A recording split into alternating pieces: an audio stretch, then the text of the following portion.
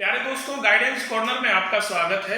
आज का हमारा विषय है नीट यानी national eligibility cum entrance test. आज इस टेस्ट के बारे में हम बात करेंगे और मुझे पूरा विश्वास है कि इस वीडियो को अगर आप पूरा देखेंगे तो इस टेस्ट के बारे में पूरी जानकारी हासिल कर लेंगे। नीट होता क्या है, हम आपको बता रहे हैं कि पहले आपने देखा होगा कि अलग अलग स्टेट के अलग अलग एंट्रेंस टेस्ट होते थे मेडिकल के लिए। यानी कि मेडिकल में अगर आप एमबीबीएस में प्रवेश चाहते हैं और आप उत्तर प्रदेश के निवासी हैं तो आपको सीपीएमटी टेस्ट क्वालिफाई करना होता था। और अगर आप केंद्र सरकार के जो इंस्टीट्यूशंस हैं उनमें एडमिशन चाहते हैं तो आपको AIPMT all India pre medical test pass करना होता था। लेकिन पिछले कुछ दिनों से हमारी भारत सरकार ने इन सभी टेस्ट को मिलाकर एक कंबाइंड टेस्ट रखा और उसी का नाम नीट दिया गया। यानी कि अब अगर हम बात करते हैं पूरे देश के जितने भी मेडिकल कॉलेजेस हैं, चाहे वो प्राइवेट कॉलेज हो, चाहे गवर्नमेंट कॉलेज हो, चाहे सेंट्रल यूनिवर्सिटीज हो, चाहे डीम्ड यूनिवर्सिटीज हो, चाहे एम्स हो, चाहे JIPMER यानी कि जिपमर जो Jawaharlal Nehru institute of medical science and educational research का है, चाहे वो हो, यानी जितने भी इंस्टीट्यूशंस मेडिकल प्रोफेशन से जुड़े हुए हैं उन सभी में एडमिशन के लिए एकमात्र टेस्ट नीट होता है।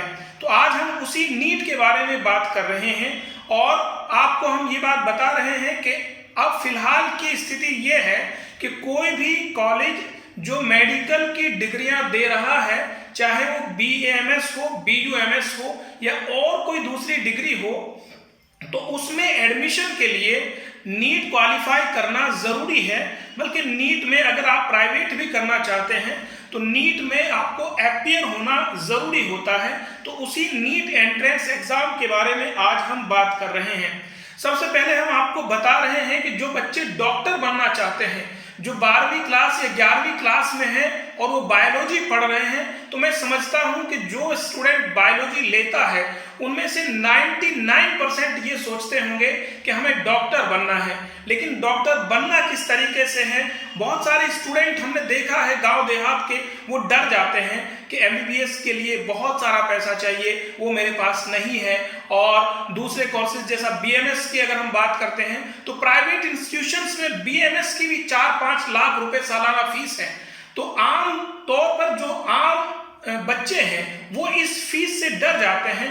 तो आज हम आपको बताने जा रहे हैं कि आपके लिए पूरे देश में लगभग 66,000 सीटें ऐसी हैं जिन पर आप दावेदारी पेश कर सकते हैं, यानी कि आप उन पर एडमिशन ले सकते हैं।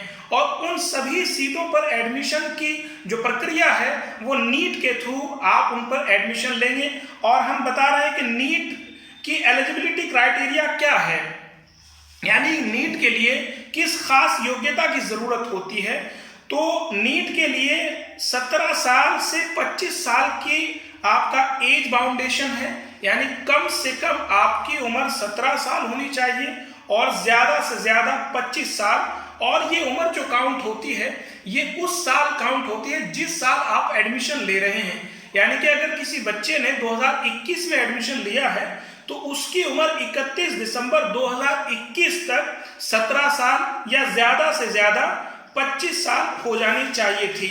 यहाँ एक चीज और महत्वपूर्ण बात यह है कि जो लोग बाहर से आउट ऑफ कंट्री से भी MBBS या BDS का कोर्स करते हैं उनके लिए भी नीट क्वालिफाई करना जरूरी है। और वो स्टूडेंट जो 12th पास आउट हैं या 12th में अपीयर हैं, यानी 12वीं की पढ़ाई कर रहे हैं, वो इसमें अपीयर हो सकते हैं। इसके लिए PCB यानी फिजिक्स, केमिस्ट्री, बायोलॉजी और इंग्लिश सब्जेक्ट होना चाहिए और उसमें कम से कम 50% मार्क्स आपके होने चाहिए। जो SC ST OBC non creamy layer या जो दिव्यांग बच्चे हैं उनके लिए ये क्राइटेरिया और कम हो जाता है, यानी वो अगर 40% नंबर भी हासिल करते हैं तो वो इस एंट्रेंस एग्जाम में बैठ सकते हैं। दूसरी बात, अगर हम करते हैं एप्लीकेशन फॉर्म के टाइमिंग की, आमतौर पर जो ये टेस्ट है ये मई के पहले सप्ताह में हुआ करता था, लेकिन कोरोना की वजह से पूरा सिस्टम डगमगा गया है, तो इसलिए अभी तक इसके फॉर्म नहीं आ पाए हैं। लेकिन आमतौर से ये होता था कि जनवरी फरवरी में इसके फॉर्म आ जाते थे और मई में परीक्षा होती थी। हालांकि हम कल एनटीए की वेबसाइट पर देख रहे थे, तो एनटीए ने एक नोटिस जारी किया है कि जो नीट का एग्जाम है वो 8 मई को, यानी मई के पहले सप्ताह में ही होगा। तो इसलिए इसके फॉर्म जल्दी ही अवेलेबल हो जाएंगे, आ जाएंगे। अगर हम फॉर्म एप्लीकेशन फॉर्म फीस की बात करते हैं तो जनरल स्टूडेंट्स के लिए 1500 रुपए है, जनरल ईडब्ल्यूएस या ओबीसी नॉन क्रीमी लेयर के लिए 1400 रुपए है, एससी एसटी पीडब्ल्यूडी और थर्ड जेंडर के लिए ये फीस 800 रुपए रखी गई है। क्योंकि ये एग्जाम आउट ऑफ इंडिया यानी कि कुवैत और दुबई में भी आयोजित होता है, तो वहां के स्टूडेंट्स के लिए ये फीस 7500 रखी गई है। अब अगला पड़ाव हमारा पैटर्न ऑफ द टेस्ट का है कि इस टेस्ट में क्या क्या चीजें आती हैं। तो वो देखिएगा, आपने बताया हमने पीसीबी यानी फिजिक्स केमिस्ट्री बायोलॉजी, और बायोलॉजी में 2 पार्ट होते हैं, बोटनी और जूलॉजी। तो इस पेपर में यही 4 सब्जेक्ट पूछे जाते हैं और चारों सब्जेक्ट के एक सब्जेक्ट के 45 क्वेश्चन होते हैं और हर सब्जेक्ट में 2 पार्ट होते हैं, सेक्शन ए और सेक्शन बी। सेक्शन ए में 35 क्वेश्चन होते हैं जो सारे आपको करने होते हैं और सेक्शन बी में 15 क्वेश्चन होते हैं। इन 15 में से आपको 10 क्वेश्चन करने होंगे। तो इस तरीके से हर एक सब्जेक्ट के 45 क्वेश्चन हो गए। तो इस तरीके से जो टोटल क्वेश्चन है वो 180 क्वेश्चन हो जाते हैं और एक क्वेश्चन 4 नंबर का होता है। तो इस तरीके से जो टोटल नंबर हैं इस परीक्षा के वो 720 होते हैं और 3 घंटे की यह परीक्षा है। और एक बहुत महत्वपूर्ण बात यह है कि इसमें नेगेटिव मार्किंग भी होती है, यानी कि अगर आप एक क्वेश्चन गलत करेंगे तो 1/4 यानी कि 1 नंबर आपका काट लिया जाएगा। ये आपका पैटर्न ऑफ द टेस्ट था और ये टेस्ट अभी तक ऑनलाइन नहीं हो रहा है, बल्कि ये ऑफलाइन यानी कि OMR शीट पर आधारित है। क्योंकि ज्यादातर परीक्षाएं ऑनलाइन आयोजित होने लगी हैं, लेकिन नीट की परीक्षा अभी भी कॉपी पेन यानी OMR शीट पर ही हो रही है। मीडियम ऑफ द टेस्ट क्या है, यहां हम आपको बता रहे हैं कि ये हिंदी अंग्रेजी के अलावा जो हमारी क्षेत्रीय भाषाएं हैं उन 13 भाषाओं में ये परीक्षा आयोजित होती है। लेकिन एक महत्वपूर्ण बात यह है कि जब आप मीडियम सेलेक्ट करेंगे तो अगर आप केवल अंग्रेजी इंग्लिश मीडियम सेलेक्ट कर रहे हैं तो पेपर केवल इंग्लिश में आएगा। लेकिन अगर आपने हिंदी मीडियम सेलेक्ट किया तो वो पेपर हिंदी और इंग्लिश दोनों में आएगा। अगर उर्दू सेलेक्ट किया तो इंग्लिश और उर्दू में आएगा। और जो 13 लैंग्वेजेस हैं, जैसा उर्दू है, असमी है, बंगाली है, गुजराती है, मलयालम है, कन्नड़ है, मराठी है, उड़िया है, तमिल है, तेलुगु है और पंजाबी है। इन 13 भाषाओं में से आप कोई भी एक भाषा चुनेंगे तो जो पेपर है वो इंग्लिश प्लस उस भाषा में आएगा। दूसरी महत्वपूर्ण बात यह है कि अगर आप हिंदी उर्दू 2 भाषाएं सिलेक्ट करते हैं तो इन भाषाओं में जो प्रश्न पत्र हैं वो हमारे पूरे देश के किसी भी सेंटर पर अवेलेबल हो सकते हैं। अगर हम रीजनल लैंग्वेजेस की बात करें जो दूसरे मीडियम हैं तो वो उस क्षेत्र में ही केवल अवेलेबल होंगे। कि अगर हम कन्नड़ की बात करते हैं तो वो कर्नाटका में अवेलेबल होगा, मराठी की बात करते हैं तो महाराष्ट्र में अवेलेबल होगा और पंजाबी की बात करें तो वो पंजाब में अवेलेबल होगा। जबकि उर्दू हिंदी ये 2 ऐसी भाषाएं हैं, पूरे देश में आप इन भाषाओं में किसी भी सेंटर पर ये परीक्षा दे सकते हैं। अगली बात रिजर्वेशन की है। अगर हम रिजर्वेशन की बात करें तो रिजर्वेशन जो भारत सरकार का रिजर्वेशन का विधान है उसी के अनुसार इस परीक्षा में भी रिजर्वेशन दिया जाता है। यानी 15% SC, 7.5% ST, 27% OBC और EWS यानी जनरल कैटेगरी का जो इकोनॉमिकली वीकर सेक्शन है उसके लिए 10% और PWD यानी कि जो दिव्यांग बच्चे हैं उनके लिए 5% सीटें आरक्षित की गई हैं। अगर हम एग्जाम सेंटर्स की बात करते हैं तो भारत के ज्यादातर बड़े शहरों में इसके एग्जाम सेंटर्स बनाए जाते हैं, यानी कि जहां भी आप रहते हैं उसके आसपास ही आपको ये सेंटर मिल जाता है। यहाँ एक खास बात यह है कि जो बच्चे BUMS में एडमिशन लेना चाहते हैं तो उनके लिए 10वीं तक उर्दू, अरबी या फारसी की पढ़ाई होना जरूरी है।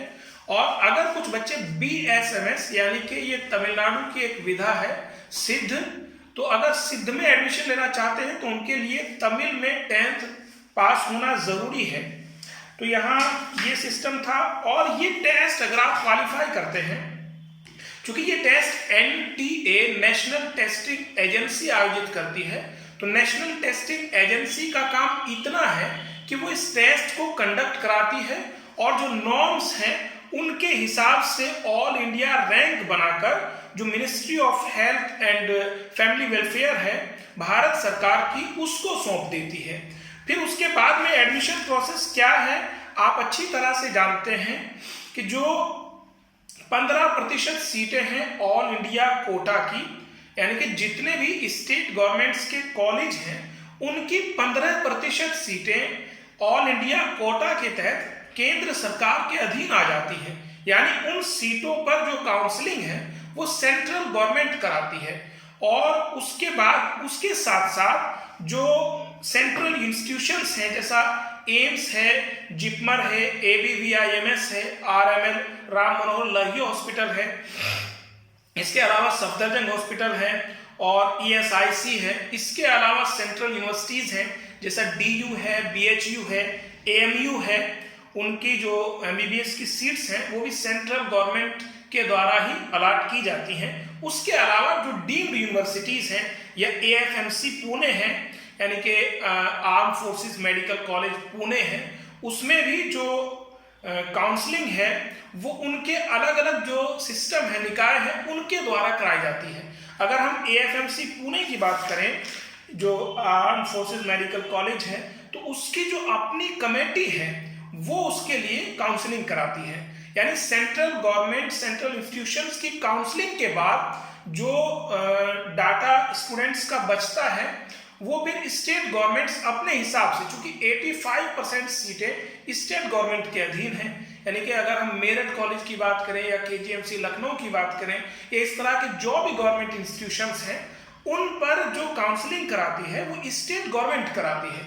यानी कि जैसे सेंट्रल गवर्नमेंट की जो काउंसलिंग है वो पूरी होगी, उसके बाद स्टेट वाइज काउंसलिंग होगी और आप स्टेट के लिए अप्लाई करेंगे और फिर ऑल इंडिया रैंक के हिसाब से आपको स्कूलों का आवंटन होगा।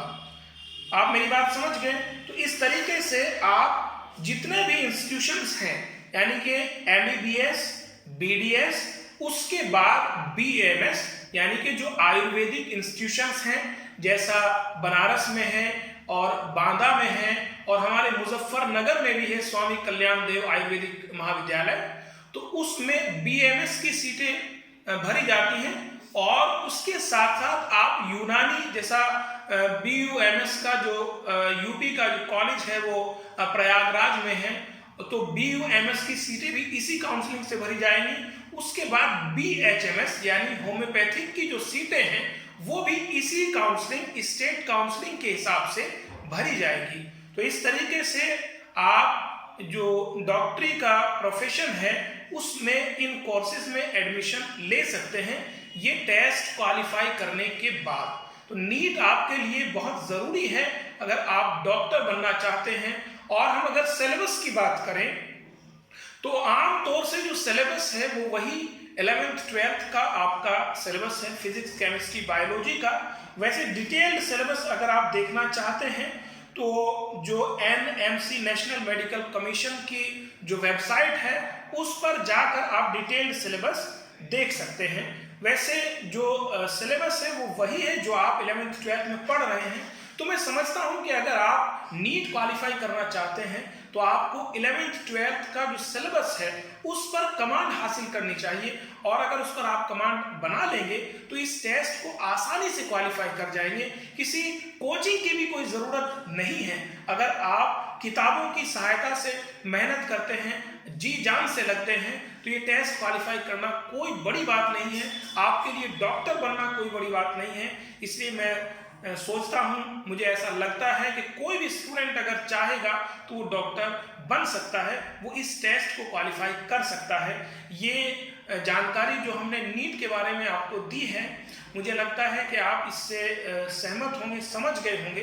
अगर आपको और भी इसी तरह की जानकारी, गाइडेंस से जुड़ी हुई वीडियोस देखनी है या समझना है तो आप इस चैनल को सब्सक्राइब कीजिए, और अगर ये वीडियो आपके लिए ज़रा सी भी फायदेमंद है तो इसको आप शेयर कीजिए। बहुत बहुत शुक्रिया। जय हिंद।